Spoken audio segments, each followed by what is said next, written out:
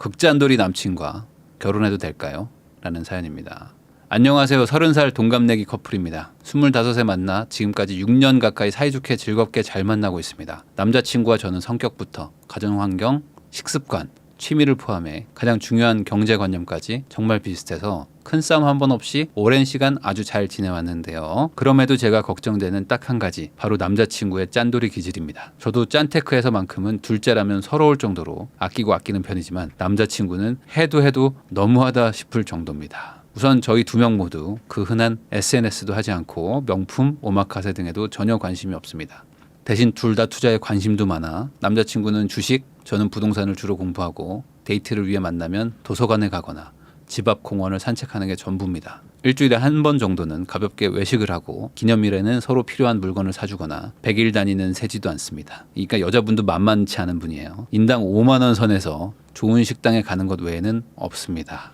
굳이 큰 돈을 쓰지 않더라도 서로 아끼고 같이 있으면 즐겁고 행복하기에 저도 너무 만족하지만 남자친구가 조금 더 방향과 목적을 두고 돈을 모았으면 하기에 사연을 드립니다. 남자친구는 작은 돈도 아끼고 아끼는 극잔돌입니다. 당연히 삼시세끼는 회사에서 해결하고 커피도 회사에서 주는 믹스 혹은 캡슐 커피만 먹습니다.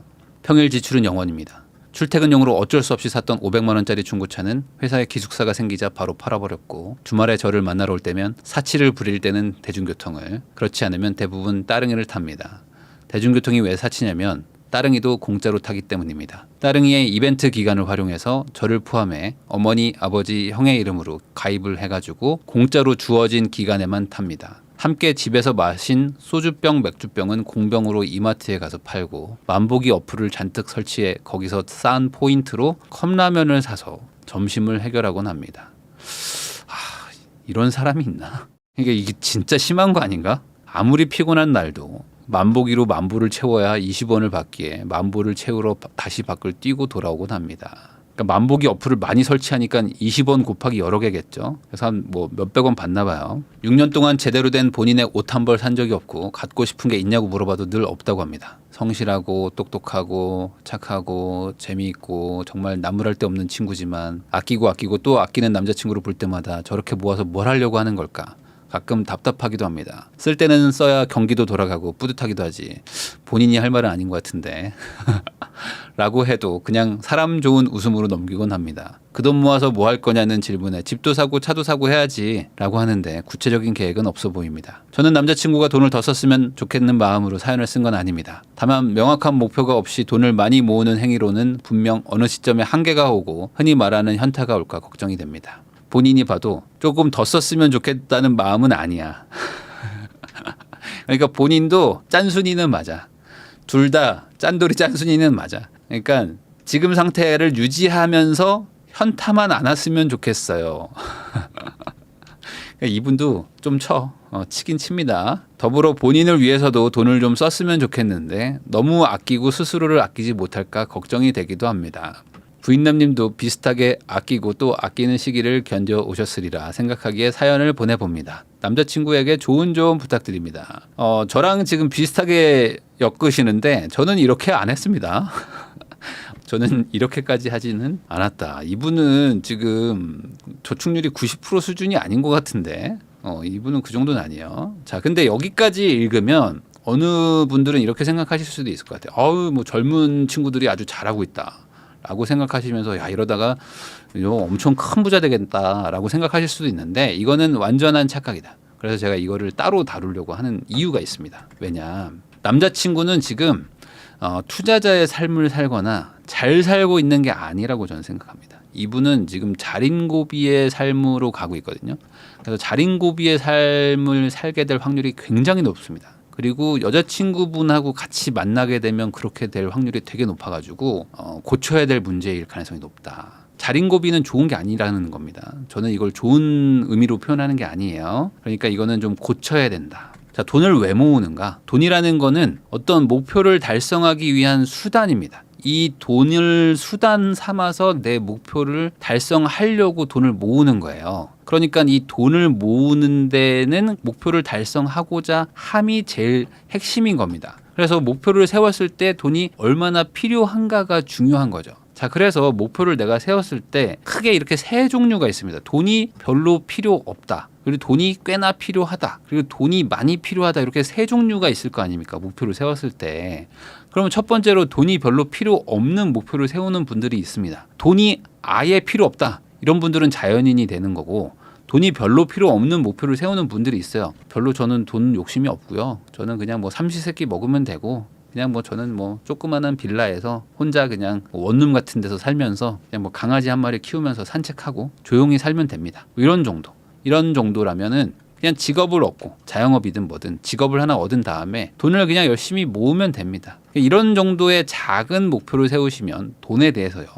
그러면 그냥 이 정도는 누구나 할 수 있는 거죠. 자, 근데 돈이 꽤나 필요하다라고 목표를 세워버리시면은 이제는 단순히 직업을 얻고 돈을 모으는 정도로는 안 됩니다. 요게 이제 뭐 집을 사고 결혼을 해가지고 애를 키우고, 애랑 같이 뭐 가족이랑 같이 뭔가 좀 나름 여행도 다니고, 중산층의 삶을 살고, 우리나라에서 중산층은 중상층을 말하는 겁니다. 사람들이 말하는 중산층은 꽤 높은 수준의 윤택한 삶을 말하는 겁니다. 해외여행도 가끔 가고 그래야지. 이게 2번입니다. 돈 꽤나 필요한 삶을 말하는 거는 단순히 직업 가지고는 안 돼요. 직업을 얻고 돈도 열심히 모아야 됩니다. 열심히 모은 다음에 투자를 꼭 하셔가지고 투자로도 꽤 많이 불려야 됩니다. 그게 뭐 집이 됐든 주식이 됐든 뭐 코인이 됐든 뭐가 됐든 간에 투자로 어느 정도 성과를 내야지만 우리가 TV나 뭐 인스타에서 보는 어느 정도 평범하게 윤택하게 사는 삶을 살 수가 있습니다. 잠깐 20대나 30대에 반짝 불꽃같이 살 수는 있어요. 투자를 안 해도. 투자로 못 불리면 반짝 불꽃같이 살 수는 있습니다. 성냥처럼. 그렇지만 금방 꺼져버리기 때문에 그 뒤로 인스타 피드가 안 올라오죠.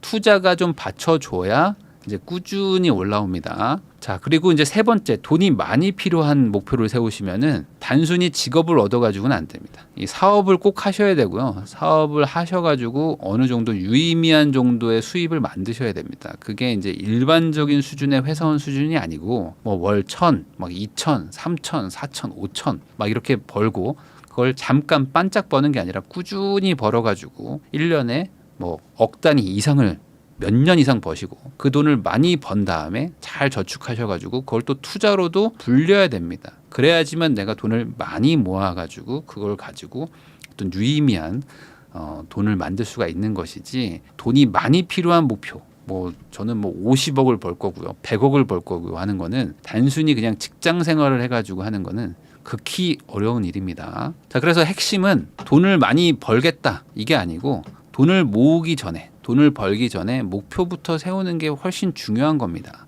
근데 제가 이런 목표 얘기를 왜 얘기하냐면, 이 목표가 있냐 없냐가 중요하거든요. 근데 이 목표가 왜 중요하냐면, 이 목표가 있으면 저는 투자자의 삶을 사는 거라고 생각을 하고요. 이 목표가 없으면 그냥 단순한 자린고비의 삶을 산다고 생각을 하거든요. 저는 투자자로 살라고 했지 자린고비로 살라고 한 적이 없습니다. 근데 이 자린고비로 사는 사람들이 있습니다. 이 투자자가 아니라 자린고비로 사는 거죠. 이분들은 목표가 딱 하나예요. 이 돈을 아끼는 게 목표인 사람이에요. 이 남자친구가 그런다는 게 아닙니다. 저는 이분을 만나본 적이 없으니까. 이렇게 사는 분들이 있어요. 자린고비는 그냥 돈을 아끼는 게 목표예요. 근데 이거는 저는 불행한 삶이라고 생각합니다. 자린고비의 삶은 불행하다. 왜 그러냐? 돈은 목적이 될 수가 없거든요. 돈은 수단입니다. 돈으로 행복을 살 수 없다. 이런 얘기 많이 들어보셨죠? 근데 돈으로 살 수 있는 게 있습니다. 뭐냐? 경험과 시간을 살 수 있죠. 돈이 있으면 다양한 경험을 할 수가 있습니다. 그리고 돈이 있으면 하기 싫은 거 안 할 수 있기 때문에 시간을 살 수가 있죠. 그래서 가족들과 좋은 경험도 할 수가 있고, 가족들과 아니면 뭐 친구들과 지인들과 좋은 시간을 보낼 수도 있죠. 그래서 이 좋은 경험과 시간을 행복으로 연결해 볼 수가 있는 게 바로 돈입니다. 그러니까 돈만 가지고 행복해질 수는 없지만, 돈이 있으면 경험과 시간이 많아지기 때문에 행복할 가능성이 높아질 수는 있는 거죠. 그래서 남자친구한테 꼭 물어보셔야 돼요. 이 남자친구한테 너의 목표가 뭐냐고 꼭 한번 물어보세요. 그러면 아마 사연에서 나온 것처럼 집도 사고 차도 사야지 라고 대답을 할 겁니다. 그러면 다시 한번 물어보세요. 왜 사고 싶니라고 진지하게 물어보세요. 그러면 이런 대답이 나올 수도 있습니다. 저의 예측은 뭐 이런 건데, 아닐 수도 있겠지만, 남들도 그러잖아. 나 뭐 남들처럼 돈도 모아서 집도 사고 차도 사가지고 남들처럼 살아야지 라고 얘기할 수가 있어요. 많은 사람들이 본인의 목표를 말을 못해요. 왜냐하면 본인의 목표가 없거든요.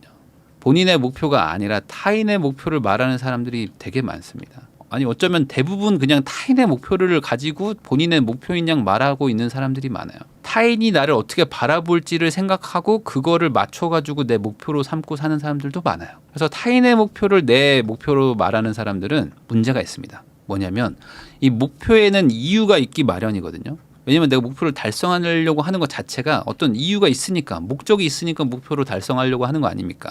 그럼 목표에는 이유가 있어야 되는데 타인의 목표를 말하고 다니는 사람은 그 이유가 없거나 부정확해요. 남들도 집을 사고 차를 사잖아요. 남들도 뭔가 그렇게 살던데요? 라고 얘기를 하는 것 자체가 이유가 뭔가 궁색맞거나 조금 부정확한 거죠. 뭔가 좀 이상해. 그래서 자린고비의 삶을 잘 한번 생각해 보시면은 이유가 없거나 궁색합니다. 왜 돈을 아껴야 되는데? 그냥 나는 별로 돈을 안 쓰고 싶은데? 별로 돈 쓰는 게 재미가 없는데? 그냥 이유가 뭔가 명확하지가 않은 거죠. 그냥 아끼는 게 목표라서 그렇습니다. 그러니까 돈으로 살 수 있는 경험과 시간을 얻을 수가 없는 거예요. 그 행복으로 갈 수 있는 거를 많이 놓친다고 생각하기 때문에 불행한 삶이라고 생각을 합니다. 이 투자자의 삶은 이유가 있는 거거든요. 미래를 위해서 지금 현실을 잠깐 인내하는 거가 투자자의 삶인 것이고 자린고비의 삶은 그냥 아끼는 거죠. 그렇기 때문에 꼭 남자친구라 얘기를 한번 해보세요. 그래서 상대방이 말하는 어떤 미래의 모습이 내가 상상하는 미래의 모습과 같은지를 꼭 한번 비교해 보시기 바랍니다. 이 결혼 생활이라는 것은 둘이 꿈꾸는 미래가 좀 비슷해야 돼요. 비슷한 모습이 있어야지만 그 비슷한 모습을 가지고 우리가 거기를 달성하자고 달려가는 거거든요. 다른 모습을 그리는 사람들끼리 굳이 만나가지고 막 고생하면서 사는 사람들이 너무 많아요. 너무 많아. 그냥 단순히 사랑한다는 그 감정으로 서로 다른 모습을 그리는 게 뻔히 보여. 친구들은 얘네들을 살면 안 될 것 같은데 그런데 둘은 서로 좋아 죽겠다고 하고 결혼한 다음에 서로 같은 곳을 보는 줄 알았는데 완전 다른 곳을 보고 있었지. X자 같은 사람들이 만나가지고 고생하면서 사는 것도 많습니다. 자, 그러면 남자친구만 문제냐? 제가 봤을 때 여자친구분도 문제가 있을 수가 있습니다. 아까 그 사연에서 약간 느껴지는 그 풍모가 여자친구분도 만만치 않아. 사연자 본인도 스스로 좀 돌아볼 필요가 있습니다. 본인도 목표가 있는지 한번 따져보세요. 그리고 시청자 여러분도 마찬가지일 수도 있습니다. 대부분 이 목표 없는 삶을 살고 계실 가능성이 높습니다. 그냥 이 목표라는 게 없어요. 없고 그냥 하루하루 살고, 그리고 목표가 있어도 대부분 그냥 타인이 보는 나의 모습을 그냥 목표인 양 삼고 있습니다. 그냥 돈 모으고 싶어요. 집 사고 싶어요. 차 사고 싶어요. 그래서 이런 소비가 목표인 분들이 많아요. 근데 왜 그러냐면 저도 이해합니다. 왜냐면 저도 땡전 한 푼 없을 때도 있어 봤기 때문에. 그러면 당연히 이 소비가 목표가 돼요. 왜냐면 지금 당장 그게 없으니까. 없는데 그럼 그게 목표가 되지. 근데 이 소비가 목표잖아요. 그럼 그걸 달성하면 번아웃이 옵니다. 이게 어떤 의미냐? 이 대학교가 목표인 그 학생들 있죠. 뭐 고2, 고3 이런 애들 보면은 대학만 입학해봐. 엄마가 뭐 다 해줄게. 막 이렇게 옆에서 막 채찍질 하잖아요. 그럼 대학교 입학하고 방황하는 애들 많습니다. 대학교만 입학하면 인생 다 끝나는 것처럼 생각하고 달려버리면 방황하고 번아웃 오잖아요. 대학교만 그러는 게 아닙니다. 취업하고 엄청 열심히 살던 직장인들이 막 꼬꾸라지기 시작합니다. 막 갈 길 잃고 막 방황해요. 이상한 길로 막 빠져. 나태해지고. 이 취업이 뭔가 그 자기의 그 목표였던 거죠. 근데 취업하고도 인생은 엄청 길거든요. 취업하고도 인생은 이제부터 본격적으로 시작되거든요. 근데 취업만 하면 뭔가 다 될 줄 알았는데 막상 취업하고 나니까 경쟁은 뭐 끝이 없고 나는 어떻게 살아야 되지 하면서 갑자기 방황하는 사람들도 많습니다. 그게 바로 이 목표를 오해한 거죠. 과정과 수단을 목표로 삼으니까 일어나는 일이라고 생각을 합니다. 그래서 남자친구분 그리고 여자친구분 둘 다를 다루는 얘기일 수도 있고 어쩌면 이제 우리 시청자분들한테도 얘기하는 걸 수도 있는데 이번 주말에 만나가지고 뭐 캔커피 한 2개 사셔가지고 두 분의 미래 모습을 한번 그려보시는 게 우선 맞을 것 같고요. 그리고 그 모습이 어느 정도 좀 겹쳐지는 건지 목표가 정말 있는 건지 그 목표를 이루기 위해서 돈을 아끼고 있는 건지 아니면 그냥 단순히 아끼고 있는 건지 이것도 한번 생각을 해보시고 남자분이든 여자분이든 이렇게 아껴가지고 뭘 할 건지에 대해서 명확하게 만들지 않으면 나중에 분명히 번아웃 아까 말한 그 현타도 오고 오히려 진짜 방황하게 되기 때문에 그런 것들도 한번 깊게 고민하는 시간을 가져보시면 좋겠고 시청자 여러분들도 한번 목표를 한번 세워보시면 좋겠습니다.